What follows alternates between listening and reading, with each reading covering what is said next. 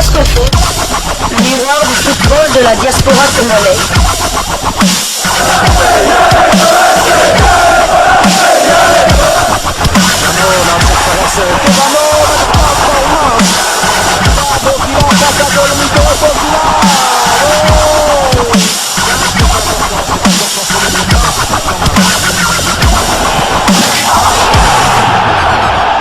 Diascofoot, le miroir du football de la diaspora congolaise.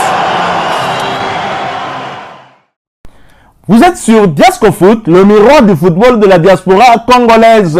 Diascofoot vous dit bonjour, tout le plaisir est pour nous de vous retrouver, mais surtout de savoir que vous êtes nombreux en train de suivre votre chaîne YouTube dédiée uniquement aux footballeurs de la diaspora congolaise. Éliminatoire de la Coupe d'Afrique des Nations Côte d'Ivoire 2023. Le 4 juin s'approche à grands pas et on ne sent pas en tout cas la mobilisation du côté de Léopard de la RDC. Le rassemblement devrait se faire tout de même ce vendredi 27 mai, mais nous n'avons pas trop d'informations. Il n'y a aucune communication en rapport avec cette équipe nationale et le 4 juin, la République démocratique du Congo va accueillir le Gabon dans le cadre de la première journée de ces éliminatoires. Alors les nouvelles de notre adversaire et bien évidemment du côté gabonais, la préparation a déjà débuté, le rassemblement a déjà débuté. D'abord l'entraîneur français des Panthères du Gabon, l'ancien sélectionneur des Léopards d'ailleurs, Patrice Neveu, avait tenu en tout cas à respecter son programme initial et ce dernier avait eu déjà à faire une première séance d'entraînement avec les Panthères en salle. Patrice Neveu avait en ce moment-là 11 joueurs qui avaient rejoint la tanière des Panthères en marge. Notamment, il y avait les 3 gardiens, Ochanga, Mou Uketu, Oyono et Boumpenza étaient déjà là. Asumu, Ngakutu, Eneme, Elia et Ekomie qui ont effectué leur première séance d'entraînement. C'était sous la supervision du technicien français et de leur préparateur physique.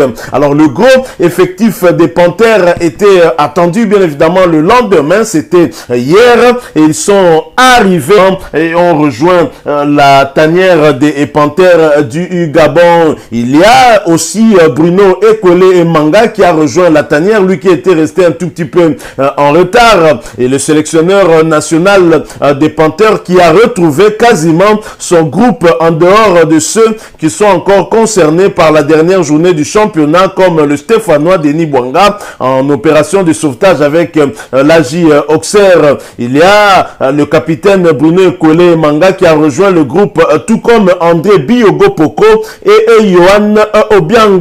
Hier matin, les Panthères ont poursuivi la séance d'entraînement en salle avant d'entamer le travail de fond les après-midi sur le terrain. Leur programme prévoyait en tout cas une préparation de 6 jours en France avant de rallier Kinshasa où le 11 national va défier les Léopards de la République démocratique du Congo pour le compte de la première journée des éliminatoires de la CAN Total Énergie 2023. Cette Coupe d'Afrique qui va se jouer en Côte d'Ivoire et que la République démocratique du Congo ne voudrait manquer pour rien au monde, puisque nous avions manqué la précédente édition où justement nous nous étions retrouvés dans le même groupe que les Panthères du Gabon. Les Panthères du Gabon qui n'avaient réussi à faire un bon résultat à l'extérieur en dehors de ce match de la première journée ici en République démocratique du Congo. Rappelez-vous de ce match nul 0 but partout. Les Gabonais étaient montrés en tout cas sur le terrain beaucoup plus fort que nous. Ils ont eu plus d'opportunités que nous et ce jour-là, nous avons eu notre salut en tout cas grâce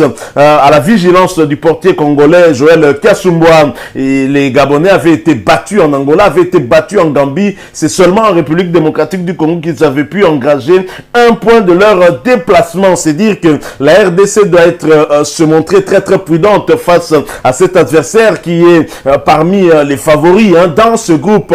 Certes, il y a 2 places pour se qualifier, mais on doit jouer vraiment à la prudence. Alors je l'ai dit, les Gabonais sont quasiment au grand complet maintenant. Leur première séance en salle sous la supervision de Patrice Neveu a eu bien évidemment lieu, mais les cas de forfait, ce n'est pas seulement en République République démocratique du Congo. On était revenu sur cette situation où Vital Ntimba, blessé du côté de la France, vous savez, il est sociétaire de Clermont Foot, il a été remplacé par le latéral gauche du tout-puissant Mazembe Englebert, lui qui était justement sur la liste des 6 joueurs en réserve prévus par le technicien argentin, très expérimenté, Hector Raoul Cooper. Les Gabonais, oui, les Gabonais connaissent aussi des cas de forfait, il y en a 2 au moins.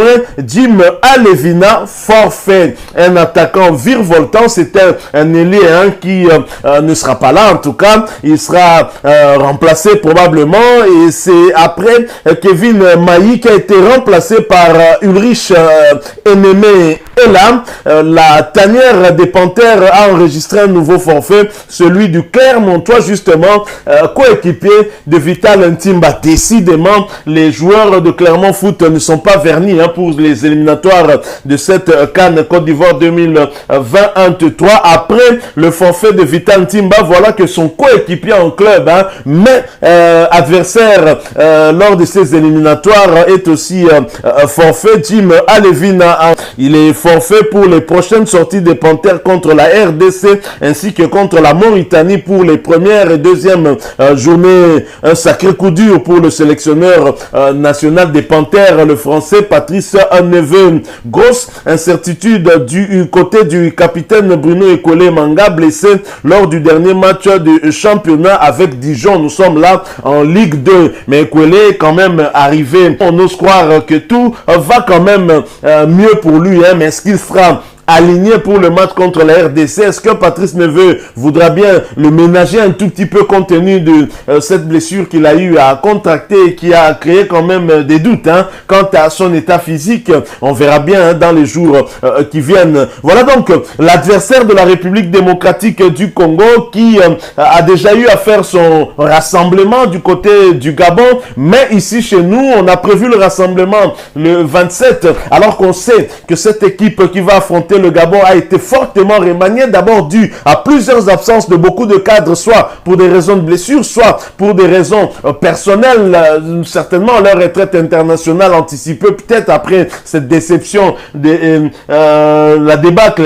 qu'on a subi du côté du Maroc dans les barrages de la Coupe du Monde Qatar 2022, dans la zone Afrique bien évidemment. Et donc la République démocratique du Congo, qui aurait dû se rassembler quand même beaucoup plus tôt et commencer les séances d'entraînement à temps, c'est toujours le Gabon qui commence en premier. On a comme l'impression que c'est ce pays qui a plus d'envie, en tout cas, de faire un meilleur résultat que nous. Où se trouve Hector Raoul Cooper, lui qui vient ici pour 2-3 jours et s'en va du côté de l'Argentine. Et c'est vrai, il y a beaucoup de gens qui critiquent Hector Raoul Cooper pour cet état de choses. Je pense que ce n'est pas la bonne personne qui doit être ciblée par les sportifs congolais. C'est plutôt le gouvernement congolais et surtout le ministre de tutelle, ministre des Sports Serge Nkonde Tshembo. Pourquoi Hector Raoul Cooper ne réside pas ici à Kinshasa? Je pense que la question doit être posée à ce ministre qui avait eu à se justifier lors d'une conférence de presse avant les barrages des éliminatoires de la Coupe du Monde, disant qu'Hector Raoul Cooper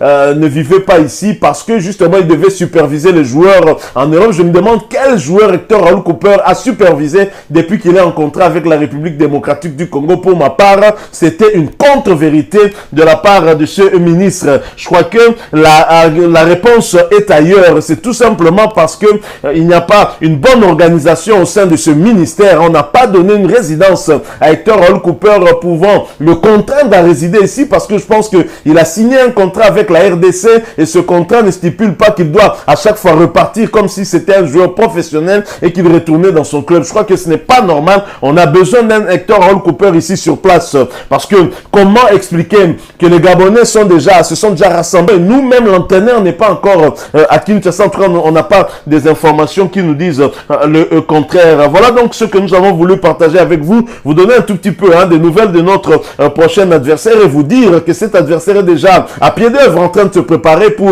cette première journée contre les Léopards ici à Kinshasa, alors que nous sommes encore éparpillés. On ne se prépare pas, même les joueurs sélectionnés ici au pays. ils ne sont pas encore à Kinshasa. Je pense notamment aux joueurs du tout-puissant Mazembe Nglebert, puisque c'est le club congolais qui a des joueurs qui ont encore le rythme et qui venaient de jouer la compétition africaine et qui vraisemblablement ont quelques matchs quand même dans les jambes. Alors si vous avez aimé ce sujet, laissez-nous un maximum de j'aime. Merci de partager avec nous votre point de vue et surtout abonnez-vous sur cette chaîne Diaspora Foot parce que nous sommes le miroir du football de la diaspora congolaise et n'oubliez pas d'activer la petite cloche de notification. Celle-ci apparaîtra dès que vous serez abonné. Encore une fois, merci à vous avec espoir de vous retrouver très bientôt dans un autre sujet d'actualité. En attendant, portez-vous bien et Diaspora Foot vous dit au revoir.